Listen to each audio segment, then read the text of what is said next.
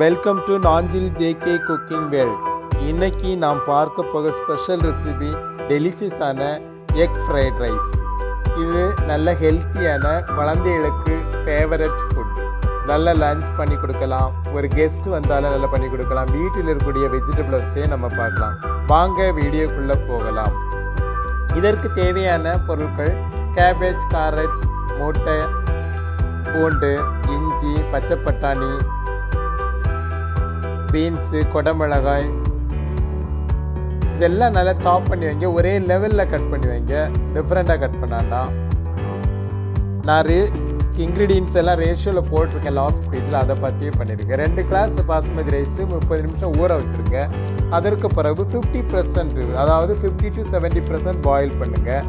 அது பாயில் பண்ண கூட ஏலக்காய், பட்டை 2 போட்டுக்கிடுங்க. கொஞ்சம் ஃப்ளேவராக இருக்கும், நல்லாயிருக்கும், மனமாக இருக்கும். ஒரு பவுலில் 6 முட்டை எண்ணெய் நல்லா அடித்து பீட் பண்ணி சால்ட் போட்டு வச்சுக்கிடுங்க. ஃபேன் வச்சுக்கிட்டு அது கூட ஒரு ஸ்பூன் எண்ணெய் போட்டு ஊற்றிக்கிட்டு அடித்து வச்ச முட்டையை அதில் ஊற்றிக்கிட்டு ஸ்க்ராம்பிள் பண்ணுங்கள். நல்ல ஒரு ஸ்க்ராம்பிள் பண்ண உடனே அது ஃப்ளேவர் எல்லோ கலராக ரொம்ப கரிஞ்சு போயிடாமல் ஃப்ளேமை குறைச்சி வைங்க. அப்போ தான் நல்லா டேஸ்ட்டாக இருக்கும்.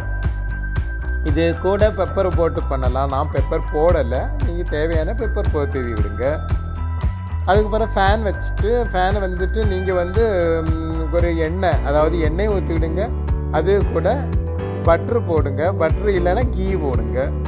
தேவையான எண்ணெய் உங்களுக்கு தெரியும், உங்கள் ஹெல்த்துக்கு இருந்தாலும் எண்ணெய் போட்டுவிடுங்க. நீங்கள் வெட்டி வச்சுருந்த காய்கறிகள் எல்லாத்தையும் போட்டு 1 by 1 போட்டுக்கிட்டு நல்லா கிளறி விடுங்க.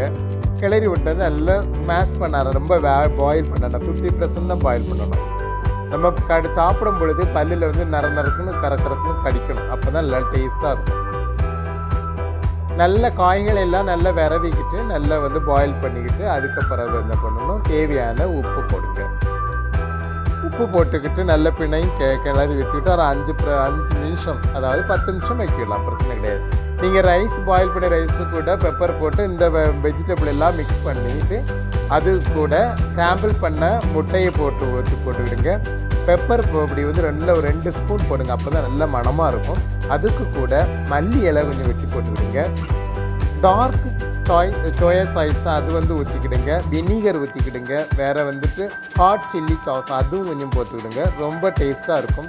சிலவங்களுக்கு ஹாட் சில்லி சாஸ் தேவையில்லைன்னா அதை எடுத்துருங்க, வேண்டாம். இது ஆப்ஷனாக கொடுத்துருங்க நான் உங்களுக்கு. சரியா? இது நல்ல ஒரு விருந்தினருக்கும் நல்ல ஒரு விருந்தோம்பலுக்கு நல்லாயிருக்கும். திடீர்னு உங்கள் குழந்தைகளுக்கு லஞ்ச் பாக்ஸில் பண்ண இது பண்ணி கொடுங்க. ரேஷியோ நான் போடக்கூடிய ஐட்டம்ஸை கொஞ்சம் குறைச்சி பண்ணுங்கள். இது நான் 6 பேருக்கு பண்ணியிருக்கேன். அதாவது 6 முட்டை 2 கிளாஸ் பாஸ்மதி ரைஸ். அது 6 பேர் 7 பேர் சாப்பிடலாம். இதை பாருங்கள், செய்து பாருங்கள். சூப்பரான மெத்தடு, ஈஸி மெத்தடு, குக்கிங் ரொம்ப நல்ல லைக் பண்ணி குக் பண்ணுங்கள். அப்போ தான் டேஸ்ட்டாக இருக்கும். தேங்க்ஸ் ஃபார் வாட்சிங். சப்ஸ்கிரைப் பண்ணுங்கள், லைக் பண்ணுங்கள், கமெண்ட்ஸ் பண்ணுங்கள், முக்கியமாக ஷேர் பண்ணுங்கள். மீண்டும் சந்திக்கலாம். உங்கள் ஜேகே அடுத்த வாரம்.